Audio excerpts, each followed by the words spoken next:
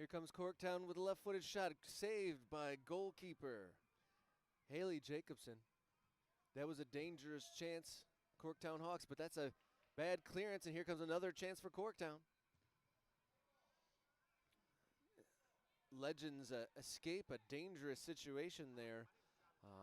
Goalkeeper Haley Jacobson didn't quite get her full boot on the ball there, and it squirted out to Corktown and thankfully blocked away by the Legends defense. But here comes Legends FC, right-footed shot, blocked down by the Corktown defense. Corktown definitely can soak up the pressure and then turn away from that pressure and spring a counterattack. Their front three very willing to run forward here in the early goings. And here's another chance here, but the touch is a little long and gets away from her. A little indecision there at the back. Almost springs number 4, Stephanie Strong. A second time the ball gets cut out on the way to Strong. Up the left wing side, here comes Corktown. Number 2, Jameli. And she is dealt with, and it looks like a throw-in forthcoming. And some substitutions coming on for Corktown Hawks. The red on black, difficult to read, but I believe that is number 10, Abby Worthman, coming off. As well as number 2. This is where it gets fun, Jameli. Robert, is when they sub. It's going to be tricky, but we're going to do our best as possible to shout out these amazing players as much as we can.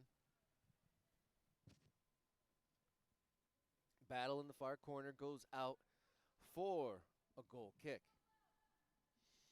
Like Jonathan said, today's broadcast is sponsored by Kickstart Toddler Soccer, and it's a soccer developmental program for players ages 18 months through 7 years old, centered around this beautiful game. Winter 2 session sign-up is up now at kickstarttoddlersoccer.com. Corktown with the ball midfield, looking to add to their 1-0 lead here in this exhibition match between Legends FC and the Corktown Hawks.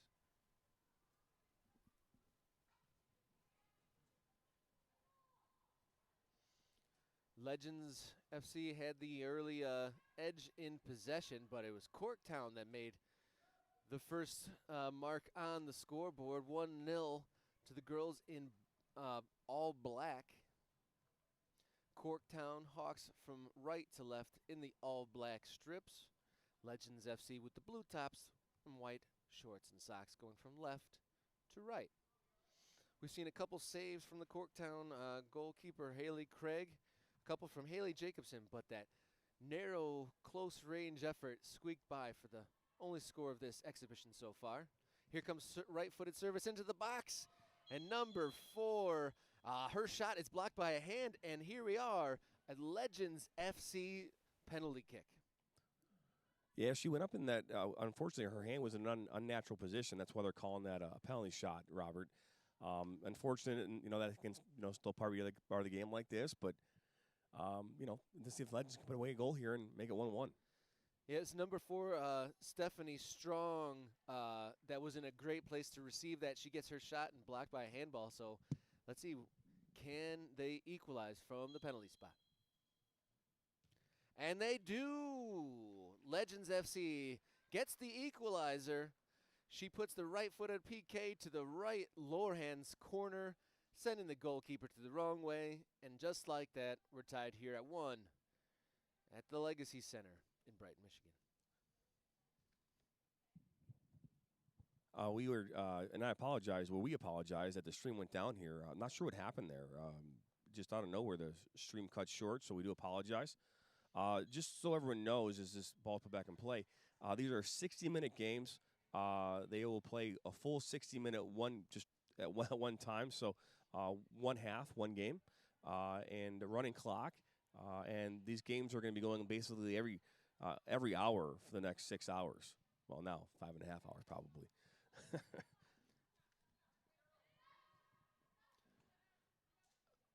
If my calculations are accurate, we are into the 18th minute of this exhibition between Legends FC and the Corktown Hawks. 1-1 here.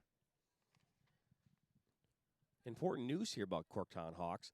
Back on December the 15th, the Corktown Hawks announced that Corktown AFC were merging with the Michigan Hawks in order to provide a more competitive landscape of soccer for Corktown. So now they're now called the Corktown Hawks. That's news to me, Jonathan. Is that new news? It is new news. Back on December the 15th, founded in 2019, Corktown AFC's vision was to bring successful female players together after their college seasons to compete in the best training and environment possible. The current player pool consistently comprises of 70 of former Hawks players, creating a homecoming atmosphere for those players coming back to train and compete in familiar surroundings. This is according to the owner, Eddie Hudson, the director of Corktown AFC. I mean, this is a high-level roster that we're seeing in front of us. We have girls from the U20 national team, ECL national championship winners, Philippine national pool player. We have players of the year, former European pro, and first division collegiate players. So really a great opportunity to catch some really high-level players here this morning. Well, I mean, look at their record from last year, 26-4-3. If that's not a dominant record, I don't know what is. That's pretty impressive. They're coached by Aaron Roy. Assistant coach is Michelle Krisnick. Associate coach Todd Hugh, and the goalkeeper coach is Jeff Shuck. So Corktown Hawks, strong program. I had a chance to call a number of their games this past summer on this network, and every time I have a chance to do that, we see something special here on the field. Now here come Legends FC with a cross. Good grab there by goalkeeper Haley Craig. Showed some sure hands, and there's nothing like a confidence builder than a goalie you know is going to hold on to that ball if it comes her way.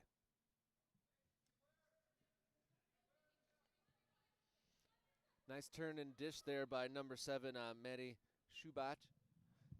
Might cause a counterattack, but ruled offside by the linesman there on the far side. That's right. Last couple of days here in Michigan been cold and snowy, a little different than what we saw on Christmas Day, and over the weekend it was like 60 and as we have a goalkeeper change. Goalkeeper change coming in here for Legends FC. But it's been cold to say the least for Mr. Kerr. Yeah, that looks like that's Lainey Garbars from Pinckney, Michigan, a Saginaw Valley player, checking into the game here this morning. Yep, number yes, 27. To your point, yes, it's been a snowy, slushy, sloppy sort of couple days. So good to be playing this indoors, I'd say. That's right. My daughter will be pulling up today in the park, and as a shot comes in, my daughter will be pulling up, and she's like, Dad, where are they going? It's snow on the grass. Where are they going to play? I was like, oh, no, look, there's a big building. Kudos to her for be willing to come out here thinking that she might be sitting outside in the slush all day. Well, she was definitely not prepared for it, that's for sure. So, Daddy, why didn't you pack my snow pants? Because I wasn't. Because we're going to be indoors, honey. As the ball is out now, a throw-in coming here for Corktown. Nice pass there, cross field, but it squirts loose to Legends. They look to spring a counterattack out wide to the left side. Back to the middle, picks her head up, finds number 13, cuts inside. Nice pass out with her left foot. Will it go all the way out to number 4? Strong, and she is well defended. What will the referee say? Oh, he's going to give a goal kick. Goal kick here. Good defense from Corktown. More subs coming in, and a goalkeeper change. This is, I believe that's Micaiah Lipsy. I believe that would be. Micaiah Lipsy is from Ohio State, and it was an ECNL National Championship in 2016. So we're get to witness some really great players and talented players here this morning. Coming off the bench, we have Division I caliber players, former youth champions. As the ball springs back here into the midfield, I wonder if, as the game goes on, Legends, possession game will win out, or whether it'll be Corktown's more of a counterattack, quick break approach will win the day.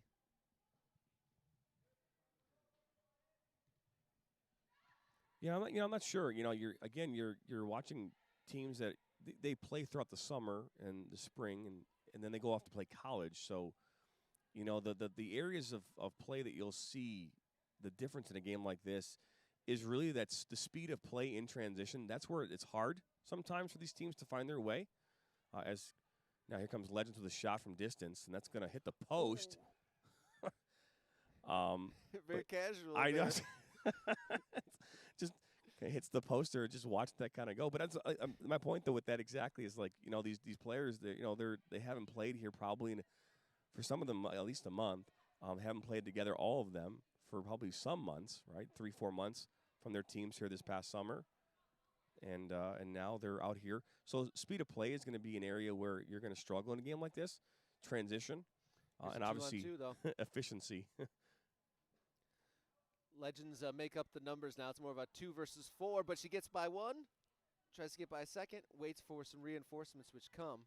I was going to say if she were able to get through all those players, we'd have to do like a mic drop and just walk away. I mean, she got around 1. I was like, how far are we going to go with this? Ooh, just out of the reach there, and here comes Legends FC. Slowing it down and cycling around through, which seems to be a pattern that's developing. Yes.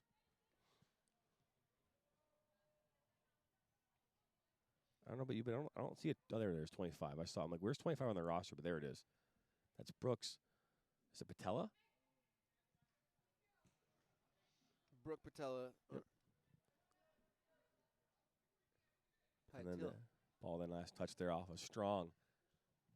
Out for a throw in here for Corktown.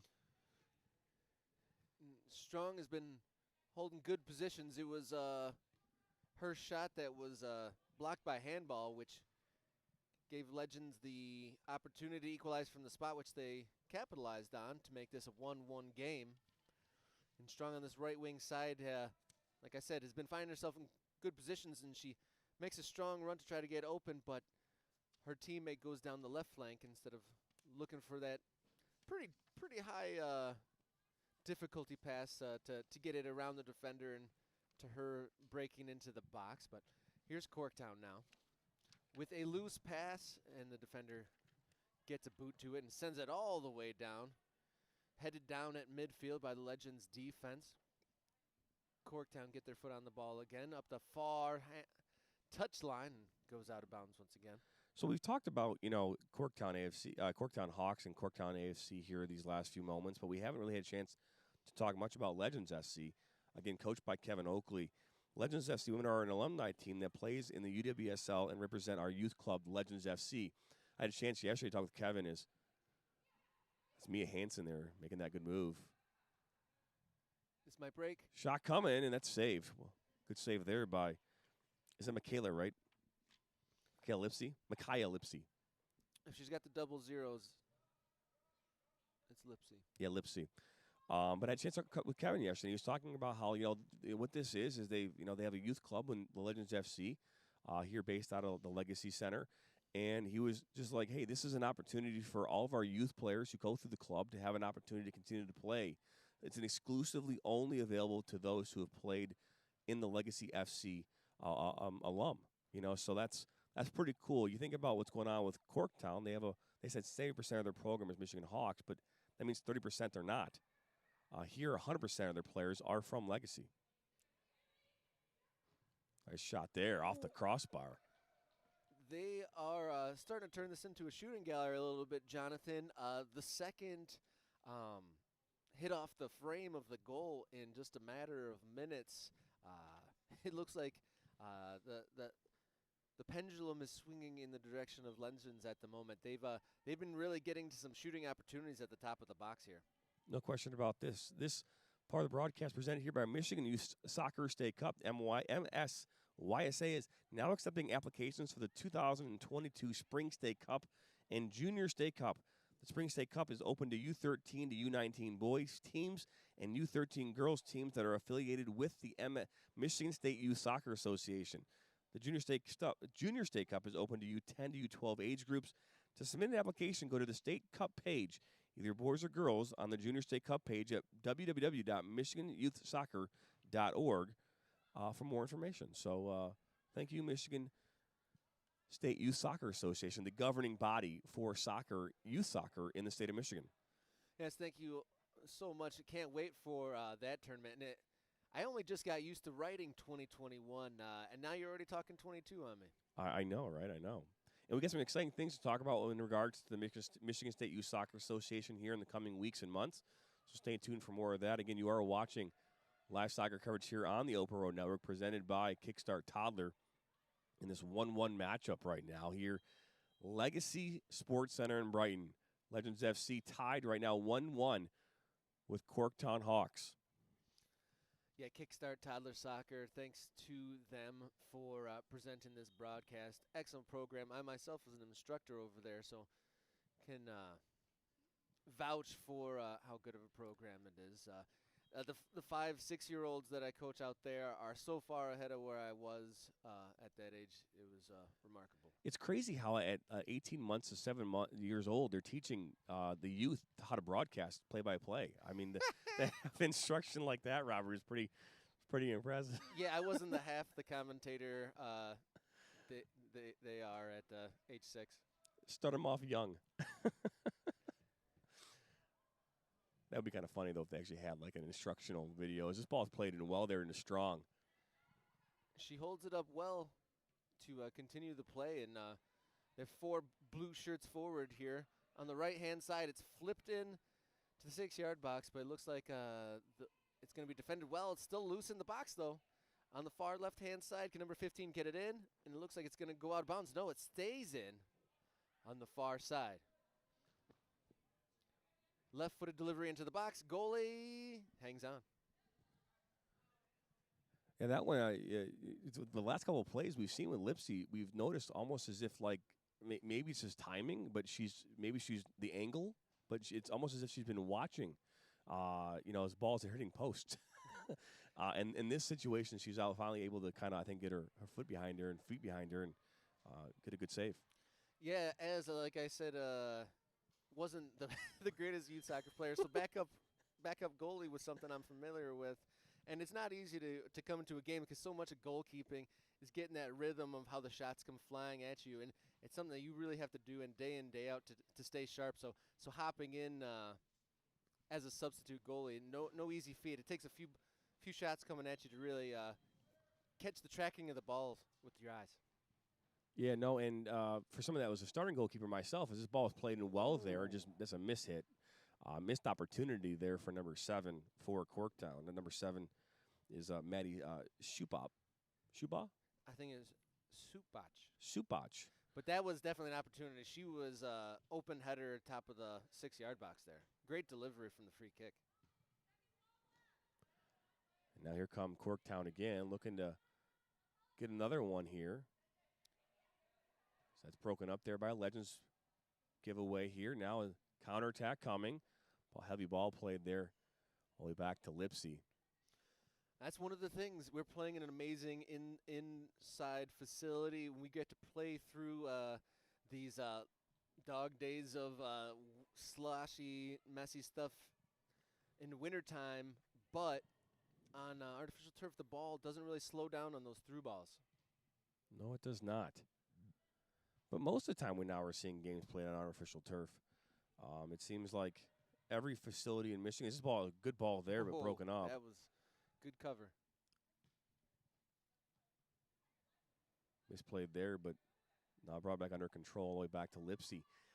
But yeah, I think most of these teams are used to playing on some form of a turf field. I believe this turf field is probably different than those of other turf fields, but I'm not sure, because I remember the days when we were playing, Robert, the days of playing on turf, we were playing AstroTurf. This is a nice, grass-like short turf field, which is completely different than what we used to play on. Yeah, back in the 90s, it wasn't so much of a grass imitation. It was more of just like imitation, maybe a sandpaper. Yes. Where I had to rub Vaseline on my shins and my knees, so if I ever just slid across the turf, I wouldn't get turf burn. Oh yeah, it's pretty brutal. I mean, obviously, it's come a long way, but it doesn't quite slow those through balls. My point is, they don't quite slow down the way they were on some natural grass. For sure. Sammy Lopez now in the corner. Still can't see her. Referee can see her, though, for sure. Looks like a throw in for Legends, but it's back out here with Corktown. That's Gabby Mueller. She's shown herself to be a bit of a shifty presence in the midfield there. Yeah, as this is now for a corner kick there on the far side. Corktown, I believe this is their first corner of the day, as a whole myriad of substitutions come in. I believe that was at least 3 changes for the team in blue. Left-footed cross comes in from the corner kick, goes all the way through the defense, is headed by a Corktown player, but into the welcome arms of the Legends goalkeeper. 1-1 here in this exhibition game between Legends FC in blue and white going from left to right, and Corktown in all black going from right to left. Here come Legends with an opportunity into the box. She put her foot over the ball, and her pass back does not find its target. Here come Corktown. They look to move fast. They gather their numbers and put it to the middle. Nice little touch to get out of trouble there by Mueller. Like I said, she's looked a shifty presence in the midfield. Does well with the ball. Good Come ball to her, and here's there. through ball. Will she get to it? And well covered by number 19 at the back for the Legends, Solana Kelly. Really well played there, and she's been the rock on a few occasions when Corktown has threatened on those counterattacks. This next segment of the broadcast here brought to you by We Are Soccer with Craig Hearn. We're the premier soccer show for fans of all ages, discussing professional soccer, youth soccer, and everything in between. Based in Metro Detroit, join Craig Hearn live each and every Saturday morning on Facebook, YouTube, Twitch, and Twitter at 8 a.m. And Craig will actually be joining us here a little bit later today. He said he'll be here for a number of the games here this afternoon, so we'll have a chance hopefully maybe bring him on here and talk a little bit about soccer. Who better to talk about soccer with than Craig Hearn? What a treat that'll be. Actually, quite a week. I got to spend the day with him on Sunday for the Boxing Day watch party. So we got to watch a whole myriad of Premier League games together. So it'll be great to see Craig and listen to him and really enjoy his show, We Are Soccer.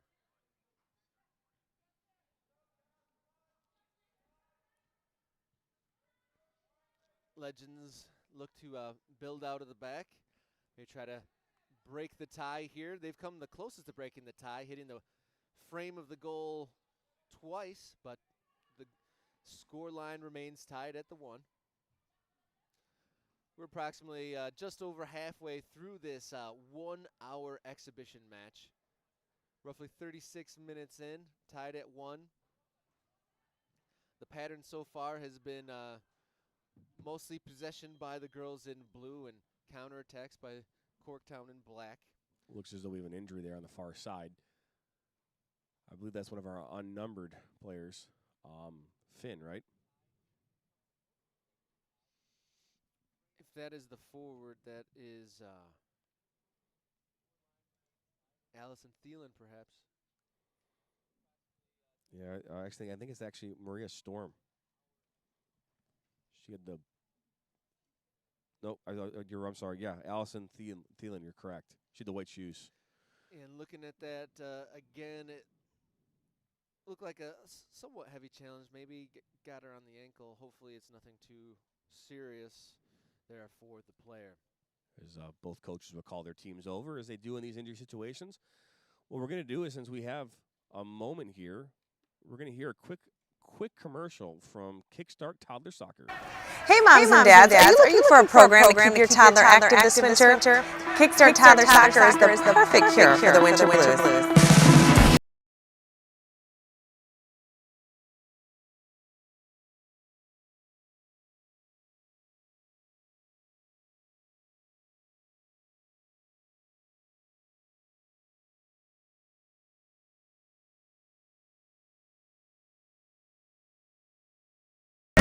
Check us out at kickstarttoddlersoccer.com and come play with us today. We welcome us both back in here into Legacy Sports Center. My bad.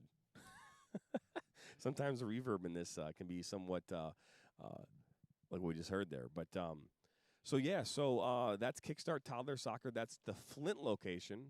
We've mentioned before that they have locations all across Metro Detroit, Flint being one of them. They've got an Oxford location, Troy, Fraser, Shelby Township, and Livonia. Yeah, I've spent most of my time as an instructor at the Shelby and Troy locations, but have gone all over Southeast Michigan doing classes with them. As we're watching now as Legends FC coaching staff are helping off Thielen there off the field. She was injured here just a moment ago, and which can happen in these exhibition-style friendly games. I'm actually not sure if we have that name right because I believe Thielen had the white boots and the headband, and she's got dark boots on there on the far side, and she got some help across to the sideline, and she's toying with it. She's not taking her boots off yet, so I don't think she's done for the day. Hope not. In an exhibition match, you don't want to see an injury in an exhibition match. No, you want to see players come out of this healthy. Obviously, they're just finishing up their college season, and they've got even if an injury were to occur, you do have some time to recover and do whatever the proper therapy needed to get yourself ready for the spring season. For most of these programs, their tryouts for their UWS teams, their MPSL, their whatever league they're a part of, will be taking place sometime here in late February, early March. They start playing their games in middle of April, early May, when they start coming back from college. So they have some time if they go to get hurt, but you still don't want to see it happen. Over here to the left-hand side, we're back in action. That's Gamelli. Right-footed rocket, but thankfully right into the hands of the Legends goalkeeper. Had some zip behind that one, Jonathan. That it did. That's the one thing about these exhibition games, too. We'll probably talk about this throughout the day today, Robert, is that it's real easy in these games to not go in as hard as you normally would, and not going in hard can lead to even more injury because one player might be going harder than the other, and that could cause, obviously, more problems. That's why I had to start my own pickup game because you got to find those people that aren't going so hard. I'm big on hey, guys, we all have to work in the morning. I agree. But yeah, mentally, there's definitely an edge to that. I've definitely heard that from a number of players. Like if you're playing with the intent of not getting hurt, you do maybe leave yourself open to, in fact, do the thing you're trying to avoid. Some nice dribbling on the far side by the left back to spring into the into the attacking third. Can she find a teammate in the middle? She turns back, goes baseline. Turns back again, gets past a defender, and it comes to teammate number 14, who passes it to the top of the box. Can they get a shooting opportunity?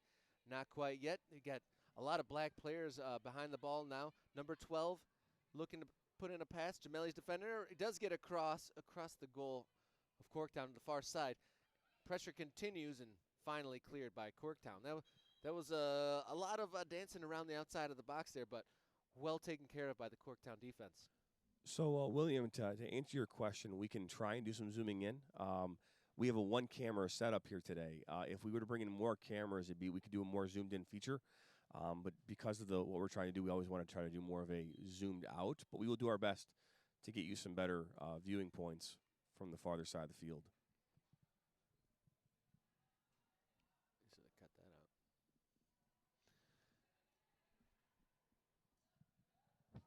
Corktown defending well at the top of their box once again. Oh, a nice little drag by the right back there of Corktown to get out of a bit of pressure. Corktown still trying to get out of their own half, but Legends have done really well to keep that from turning into a counterattack. 1-1 here, but the lion's share of possession with the girls in blue. Impressive action. I really like. There's been some really nice turns with the ball, and a few good touches and a few good passes. That one, curse of the commentator, goes just a little bit wide of its forward target. And Legends look to come back again. Patient build-up until I say that again, but it does find their forward, who flips it over a defender. Almost got on the foot of the Legends striker, but goalkeeper for Corktown takes care of it and sends her girls back up the far side. Through ball, taken down brilliantly there. She dishes it to a teammate. Corktown on the top of the box. Blocked down well by the Legends defense. But here it comes again. It could squirt for Gamelli. Doesn't quite stick. The difference maker, which you'll find in games like this, to anyone watching, is going to be that combination. That's that third, fourth pass, right? The first and second one tends to always be the easiest one. It's now the rhythm in that third, that fourth pass, in order to kind of build up play and get past that defensive line, is where teams are going to struggle in a day like today. Because, again, they haven't played with each other. They don't have that continuity, that cohesiveness that they had this summer. So that's where we're going to see those missteps, where like that last pass, that's the difference between getting beyond that last defender, getting beyond that middle part of the field of play and into the attacking third to get a scoring opportunity, or just from a standpoint of even taking just a shot itself, Robert, is where we're going to have those types of technical issues throughout the day today. Yeah, I mean, it makes total sense. I mean, there's so much rhythm and familiarity and chemistry that goes into, really building a team performance, as we have another goalkeeper change here for Corktown. That's Kayla Shuck. Shook in the game, third goalie of the day. Everyone trying to get some playing time here at the first annual holiday tournament. That's right. Right here at the Legacy Sports Center in Brighton, Michigan. Fantastic facility. If you haven't been here before, behind us is 300 volleyball courts. It's varying surfaces. So you got wood floor. You got over there. You got another. I don't know what that is, but gray. It's gray top. Gray top. Yep. Yeah, you could play just about every sport here, I think. That's why it's called the Sports Center, right? Not the. Yeah, and that's not even to speak about the dome across on the other side of the parking lot and the myriad of outdoor fields. Correct. 1-1 here, Corktown Hawks, Legends FC. They'll see each other this upcoming season in the UWS League 2 play, starting sometime in middle of May, June, somewhere in there. Those schedules have yet to be released. That's the one thing unfortunately, about the soccer climate. There are so many leagues, and they all start at different times. You just don't know when those leagues are going to release their schedules based on fields, and COVID's changed everything. So the fact that we probably would have had schedules for these seasons, right around like the middle of January, we probably won't see them until February, April, March. In some situations. Yeah, I kind of just go with a general view of, the summer season is May, June, July, and thereabouts. A lot of teams at the level, they got to figure out where they're going to play, dates, COVID, all that stuff. But, yeah, in general, May, June, and July is when we'll see the main season for these teams. But it's awesome to see 6 teams here right in Southeast Michigan, but there's over a baker's dozen UWS teams based in Michigan at the UWS 1 and 2 level. So lots of teams to cover, and I'm on my journey to learn more and more about them. I'm going to talk to one of the main long shot coming there right into media Shook. outlets that covers UWS on my show next week. I'm excited to learn more and more about UWS's goals and what their footprint will be like in 2022.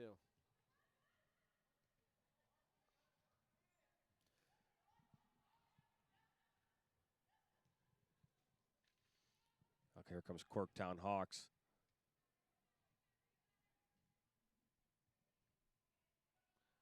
Again, the transitional play today is, from my experience with these two teams, is on the slower side. And if you don't know this, if you're not used to watching American soccer, or even European soccer for that matter, EPL or any soccer for that matter, most of your goals are scored in transition. And that's obviously when someone gives the ball up. And the average goal from the time that you actually touch the ball on a transitional play is 8 seconds. That's impressive. I did not know that number. That's why when you see those highlights of team goals where it's like a 19 pass build up to a goal. Yeah. It's not as spectacular. It doesn't fit in a Sports Center highlight quite the same way as some counterattack rocket shot. But that's where your team's really working well when you can have those long sustained possessions that do end up in the back of the net.